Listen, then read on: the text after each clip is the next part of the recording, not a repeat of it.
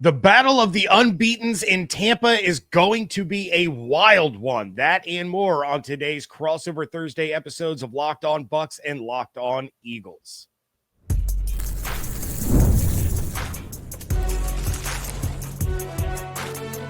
You are Locked On NFL Crossover, part of the Locked On Podcast Network. Your team every day. What's up, and welcome into a Crossover Thursday episode of Locked On Bucs and Locked On Eagles, your daily podcast covering the Tampa Bay Buccaneers and the Philadelphia Eagles, part of the Locked On Podcast Network, your team every day. We want to thank you for making us your first listener view every single day. For those that don't know me, I am James Yarcho, the host of Locked On Bucs. He is Louis DiBiase, host of Locked On Eagles. You can find us on Twitter. I am at JYarcho_Bucs. He is at DiBiase LOE.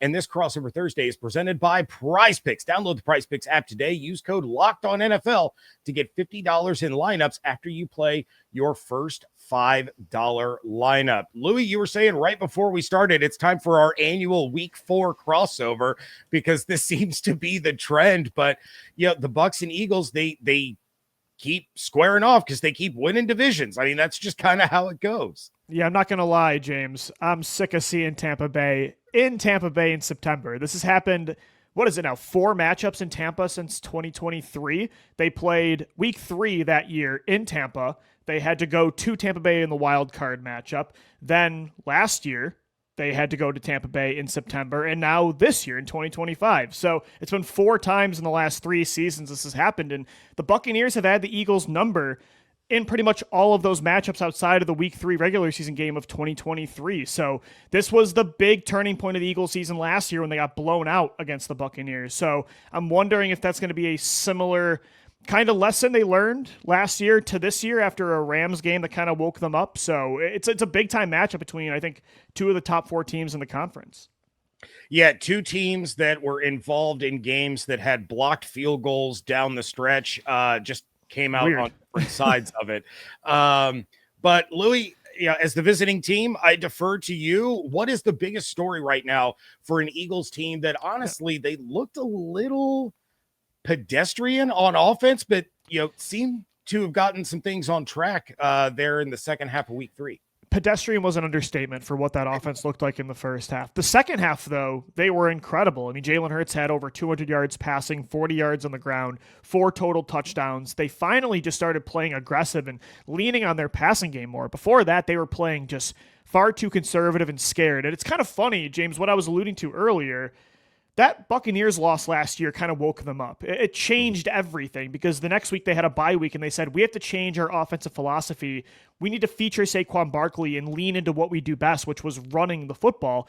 They ran all the way to a Super Bowl. So this year, it's ironic they're playing Tampa Bay week 4 again because they're learning the opposite lesson where they've almost taken that approach too far and they've become almost too conservative in the name of being a run-first offense. But now it was like before that second half against the Rams, they were afraid to take any sort of chances. They were playing like they had no wide receivers instead of having maybe the best duo in the league in A.J. Brown, Devontae Smith, and a great tight end in Dallas Goedert. So it's funny they head to Tampa Bay at the same time of year, almost learning the opposite lesson that this year what's required of them is, I think, completely different than last year. So I think they need to lean on their passing game more, and I'm going to be watching that against the Buccaneers for sure. Yeah, it's interesting you bring that up because I will talk about that a little bit later in the show. And I do have to give like a disclaimer. Getting to Tampa a day earlier than normal, it's not going to help. It's going to be hot. It's going to be what, over 100 degrees in this game? The Eagles are probably going to have to wear green like always. It's just, it feels like Groundhog's Day, man. Yeah. And look, I know Philly's gotten a lot of criticism for how the offense looked over the course of the first 3 weeks. A.J. Brown was non-existent up until that second half against the Rams. But if you're a Bucs fan, do not get it twisted. Like, this is an offense that can break out for 30 points in the blink of an eye. So, obviously Saquon was a huge part of that last year. We'll talk more about Saquon in a little bit. I'm going to have to flip it over to the biggest story for the Buccaneers, and obviously that's going to be Mike Evans.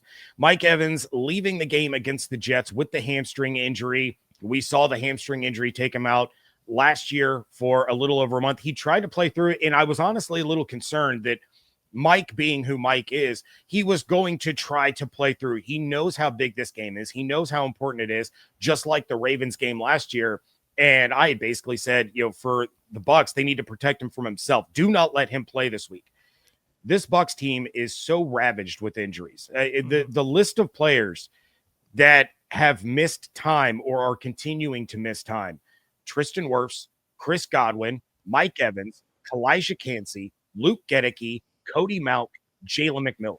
You are talking about your right side of the line, your three of your top four receivers, your starting left tackle, and one of your best young defensive players. So this is, and I know Eagles fans are smiling. So they're like, yeah, well, we remember last year when we didn't have Lane Johnson and A.J. Brown and Devontae Smith.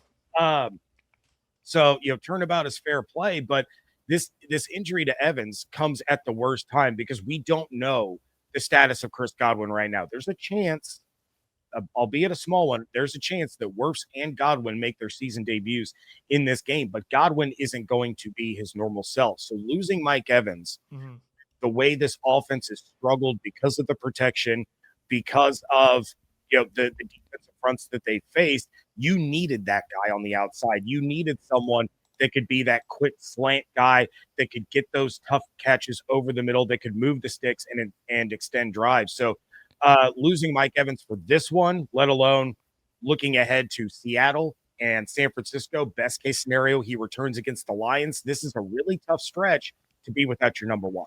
And when you look at it, James, like these are two of the best four teams, I would say, in the NFC, both at 3-0.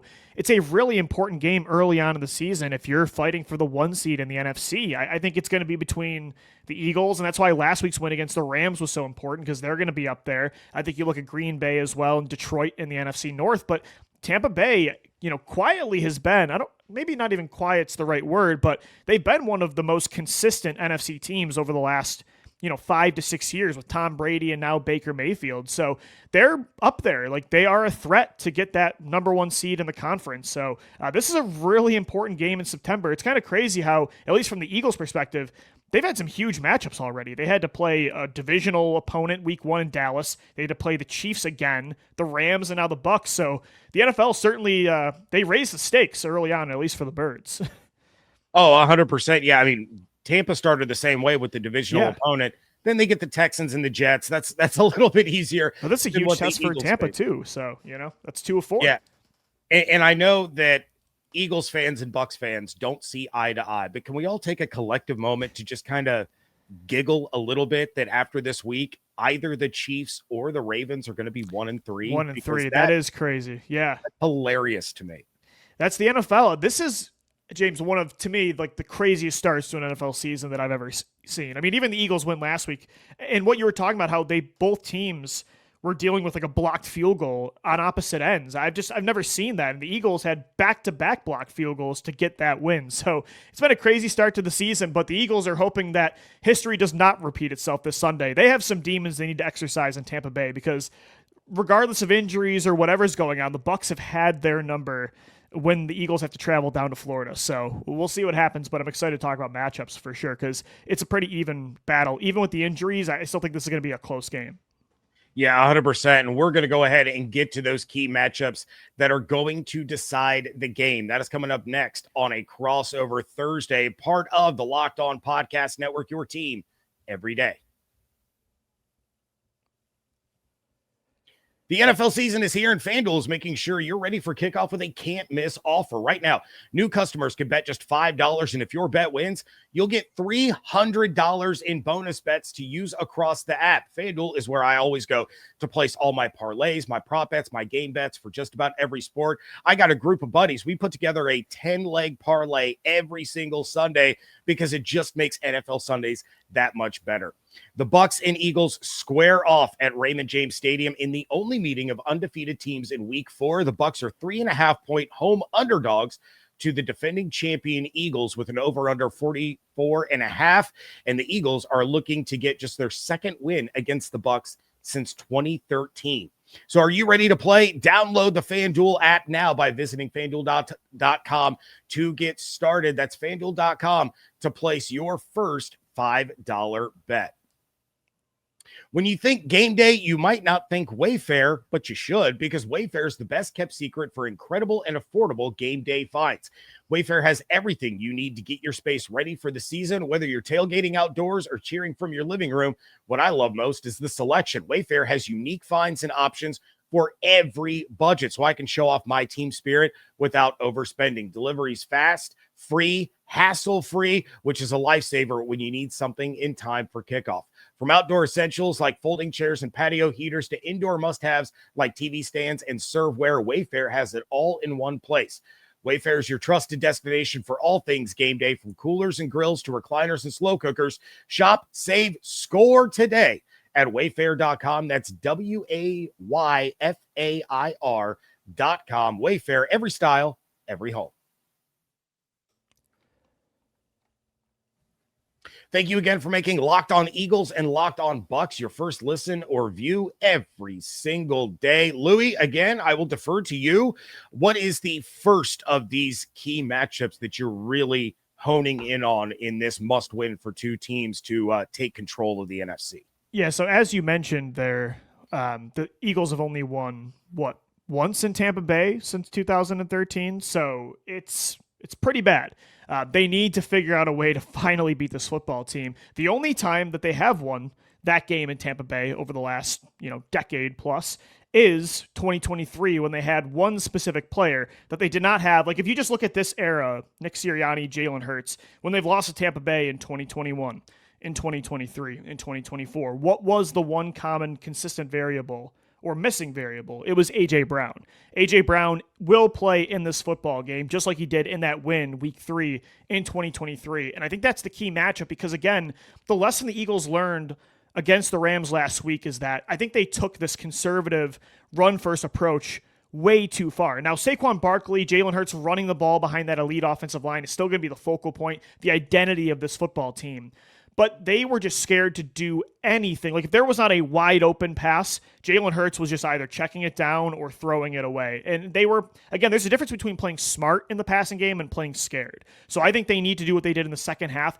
Give A.J. Brown opportunities. Even if he's not wide open, A.J. Brown is still open. So I think against that Tampa Bay secondary, I think Brown is the key in this matchup. And again, I don't think it's a coincidence that the only time they beat Tampa, they did have number 11 on the field. So I'm looking at A.J. Brown hopefully to take over this football game. It's going to be hot. They're going to have to run the ball and hopefully tire this Tampa Bay defense out. But Brown, to me, is the key over anything.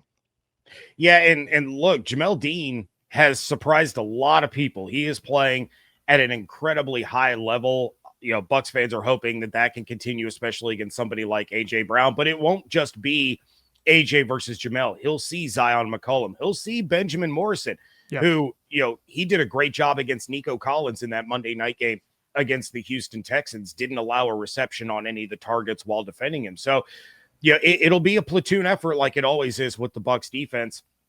And, it's interesting you bring up AJ, because there's always this talk about Bowles versus Sirianni, Bowles versus Jalen Hurts. I want to talk about Todd Bowles versus Saquon Barkley. That is my key matchup for this Buccaneers defense. Since Bowles arrived in Tampa, he has faced Saquon 3 times. Those games resulted in 8 carries for 10 yards, 6 carries for 25 yards. And then last year, there was 10 carries for 84, but one of those was a 59-yard carry. It was only the one big run. Yeah. Yeah, and he didn't score on it. So you take that one away, it was 9 for 25. 0 rushing touchdowns for Saquon Barkley against the Todd Bowles Tampa defense. The Eagles offense, like we mentioned, hasn't looked so great over the first 3 games, but the Bucs have to do what they do best, and that's eliminate the run game. That's going to go a really long way. Philly, they look like they figured it out, but Bowles has a way of getting Jalen Hurts off of his game. So if he turns this one-dimensional and Hurts has to keep throwing the ball, that's when Bowles is going to be able to dial up the pressure that he always does against Philadelphia and force incompletions to get the Bucs defense off the field. And I was talking to somebody on my show yesterday, and he had mentioned early on, Hurts against the Bucs, he threw some interceptions. Lately, he's been throwing the ball away. So I looked into that a little bit more. Jalen Hurts against the Bucs, there's only 3 teams that he has a worse completion percentage against. And there's no team outside of the NFC East that he's thrown more interceptions to. So if you eliminate the run game, which is Bucks are 5th in the NFL in yards per rush allowed, they're 1st in defensive rush success rate. Allow Bowles to do what he does against Jalen Hurts, and that's really where you're going to be able to gain some ground. When you mentioned dialing up pressure, I think that's a key that I'm watching, because when Bowles has had success against Jalen Hurts, the Eagles have had no answer for his different pressure looks, his different blitz packages. And look, I thought Jalen figured it out in the Super Bowl against Kansas City when Spagnuolo sent a similar kind of blueprint at Jalen, and he figured it out. But this year, with new play caller Kevin Patullo, they've kind of gotten back to who they used to be, where they are struggling still with different pressure looks. So we'll see what happens. I think Jalen Hurts got much better year after year against the blitz, but it still is something this offense struggles with. They're inconsistent with. So Bowles has had their number, and I agree. I'm watching that a lot. And then, James, for me, like, if we're flipping the sides of the field here and talking about the Eagles defense against the Bucs offense, with Mike Evans out of this game, and you said there's no chance he's playing in this one? No, there's a slight chance that he does make his debut in this one. Even if he does, I don't think he's going to be heavily featured. He probably won't be 100%. Emeka Egbuka is an early Rookie of the Year favorite. If Quinyon Mitchell and Cooper DeJean can take him out of this football game, or at least limit him, I think that's super crucial, because Mike Evans not being in this football game, I think, makes Egbuka the number 1 guy in this offense. Quinyon Mitchell last week against Devontae Adams and Puka Nacua, 6 targets, 3 catches allowed, just 20 yards, 0 touchdowns. So I would almost, and I don't know if Vic Fangio is going to do this because they're a very zone-heavy defense, but I would have Quinyon Mitchell shadow Emeka, kind of like he did Devontae Adams last week. So I think that's a key matchup, too, when we're talking about the other side of the field. That secondary against Egbuka and Baker Mayfield is going to be fun to watch. Oh, absolutely. And every week, I realize it's only been 3, but every week, Egbuka does something else. That one-handed catch was unbelievable. And what's crazy is that wasn't even as good as his bobbled catch that they didn't review inside the 2 minutes. But every week he does something where you're like, that's why he was a 1st-round pick for a team that was already loaded at wide receiver. When I'm looking at the Bucs offense against the Eagles defense, it's all about Bucky and Rashad against that run defense. And I said the same thing last week against the Jets. The Bucs didn't listen, but they have to get the run game going on offense just as much as they have to stop it on defense. The Eagles gave up over 160 yards to the Rams last week on the ground. They're 27th in yards allowed per rush, 24th in rush yards allowed per game. So we don't know about Tristan right now. That's another one that's kind of up in the air. But if he is able to play, that really opens things up for the Bucs offense as a whole. You would have your starting center, left guard, and left tackle all back where they belong. So those running lanes are going to start to clear out a little bit. What you cannot afford to do if you're the Buccaneers is drop Baker back 35 or 40 times in this game. Even if Wirfs is back, the offensive line is still missing pieces, and against a defense that can bring pressure from everywhere, much like what the Bucs can do, you're asking for trouble. So Bucky getting about 3.5 yards a carry on 1st down, 3 yards a carry on 2nd down.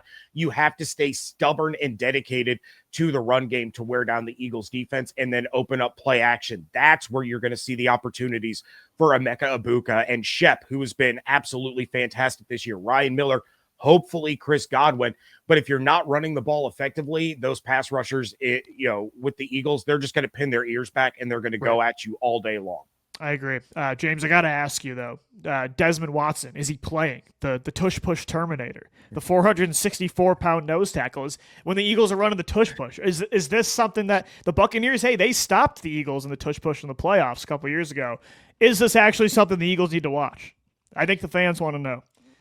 I would say I'll give it about a 2% chance that he's elevated. I love that they signed him, though, right when this matchup's coming up, and he just happens to pass all the conditioning tests. I'm like, this is interesting. Well, but the thing is, he didn't practice with them. He has not practiced until, as we're recording this, in about 30 minutes from now. Right. He didn't practice during training camp. He was constantly just doing things to lose weight. So I don't think he's going to be game ready if they elevate him. So I think they have bigger fish to fry with their practice squad elevations for this one. Might have been a little bit of mind games of, we're got us thinking for sure a little bit. But, they got Vita Vea. They can stop the tush push, without Desmond Watson. But it would be something to keep an eye on if this is not the only meeting between these two teams this season. All right, what each team has to do to win this game. That is coming up next on a crossover Thursday episode of Locked On Eagles and Locked On Bucs. The NFL season is back, baby. And honestly, there is nothing better than being at the stadium surrounded by fans cheering on your team. Let's be honest, getting tickets can be a hassle between queues, login screens, prices jumping at checkout. It's really frustrating. That's why I use Game Time, the app that gives the advantage back to the fans. Game Time is fast, easy, backed by the Game Time guarantee. You'll always get 100% authentic tickets delivered on time and at the best price. Plus, all the fees are included, so the price you see is the price that you pay. Right now, you can grab tickets to this Bucs-Eagles showdown for under $180, and it's not just sports. I took my sons to a concert last week. I have another one coming up in October, but thanks to some unbeatable zone deals right there on the app where you're getting a great view at an even better deal. So download the Game Time app, create an account, use code LOCKEDONNFL for $20 off your first purchase. Terms apply. Again, that's promo code LOCKEDONNFL for $20 off. Swipe, tap, ticket, go. Download Game Time today. Wrapping things up here on a crossover Thursday, and this crossover Thursday is presented by Prize Picks. Download the Prize Picks app today. Use code LOCKEDONNFL to get $50 in lineups after you play your first $5 lineup. Louis DiBiase, Locked On Eagles. James Yarcho, Locked On Bucs. And Louis, taking a look at this game, what do the Eagles have to do to win this one? Yeah, I think you mentioned a really key matchup with Todd Bowles going up against Kevin Patullo and Jalen Hurts. I think the football has to get out of Hurts' hands quicker than it was last week. And yeah, he a lot of the times has great protection, so he can hold on to the football, try to push it down the field vertically. He also likes to run and extend plays outside of structure, so that's why he holds on to it more. But I think they need to get the ball out quick, have answers for that pressure. And when I say get the ball out quick, I don't just mean a quick little check down to Saquon Barkley. Like, they need to dial things up over the middle of the field, the quick passing game, the short and intermediate areas that they just have really not been living in throwing the football. I think that's going to be key against Tampa Bay because they are going to dial things up. And if you don't have answers to that, if you don't have hot reads and your only antidote is Jalen Hurts just running around trying to make things happen, that's when things can go wrong like it has been the last couple of weeks. That's when mistakes can be made. So I really think that Jalen Hurts and Kevin Patullo having answers for Todd Bowles' different pressure packages is the key to this game, especially in that kind of heat. If Jalen Hurts is getting beat up, it's going to be a long day.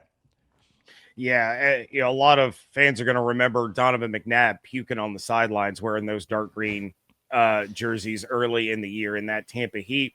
And look, it's pretty much the same thing for the Bucs. I can't believe how dead on you and I are in both of these keys, because it's like these two teams match up so well against each other, and they really are very similar in the way they approach these games. We started to see Josh Grizzard come into his own, but he's not working with a full deck. That's what we have yet to see. He's still not going to get it this week. So I already talked about the run game. So for the offense, it's about letting your pass catchers make their plays. Baker cannot sit in the pocket and wait for things to open up. You have to design plays to get the ball to Ibuka and Bucky and Shep in space and let them run. I would think that with Evans being out, we might start to see more usage out of Tez Johnson, the rookie wide receiver out of Oregon. He just hasn't been utilized this season. I think he has one target. So he's a player that would be a huge asset for this particular matchup. These Bucs receivers are beat up. So, when you look at that Eagles secondary, they're not fully healthy either.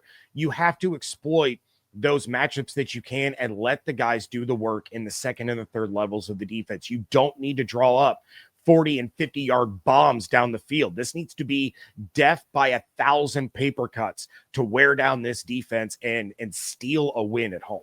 Yeah, and I'm looking at that Eagles secondary too. That third cornerback spot has been very susceptible, unlike it was last year when they had Darius Slay, Quinyon Mitchell and Cooper DeJean. Adoree Jackson has not had a great first 3 weeks of the season. Jacorian Bennett, who they traded for from the Raiders in August, has been pretty brutal as well when he's on the field. I don't know if they'll ever give Keely Ringo the chance I think he deserves, but that third cornerback spot, I know even with Evans out and maybe Godwin plays, maybe he doesn't, if they only have one true, like, legit target in the passing game, I still wonder when Egbuka is over there on the right-hand side, if it happens. That's still an area Baker Mayfield can pick on, like the Rams did and all the teams have been doing this year. So if there is like one weak spot the Eagles have been exploited at, it's that third corner spot. So naturally, I'm always watching that one as well in these matchups. Yeah, and for the Bucs defensively, they have to stay disciplined. This has been a problem for some of these guys early in the season, and Philly just has too many weapons and a quarterback with legs that can make you pay if you're out of position. Servassier Dennis is one that has given up some huge plays in the first couple of weeks of the season because he didn't stay disciplined. So in a game without Kalijah Kancey, you're probably without Logan Hall. Yeah, he suffered a groin injury against the Jets. Those guys on either side of Vita Vea that have to fill in, they have to make sure that they're not letting Hurts bounce outside and pick up yards with his legs. They have to make sure that they're keeping Barkley in check. Greg Gaines, rookie Elijah Roberts, they both looked good against the Jets, but the Jets are not the Eagles. This is a different monster. So we're going to see if they can keep that going. It's the old Belichick mantra. Do your job. The defense is going to have to win this one for the Bucs, which means getting third down stops and getting one takeaway at the very least. They cannot afford mental mistakes like being out of position or costly penalties that are going to give the Eagles offense a second chance in one drive. So, James, the Eagles, I think, are 3.5-point favorites on FanDuel, right? Yep.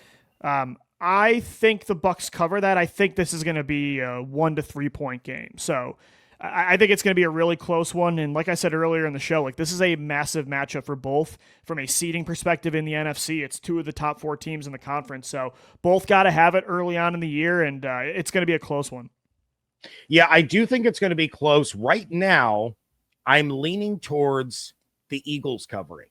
Interesting. Okay. I feel like this is going to be 24-20. I'll just believe it when I see it in Tampa Bay, man. I know everything blueprint-wise on the field, actual contextualized analysis says the Eagles should win this game, but they just are not good in Tampa. So when they end it, I'll say I was wrong. But right now, I'm going to have the Bucs covering.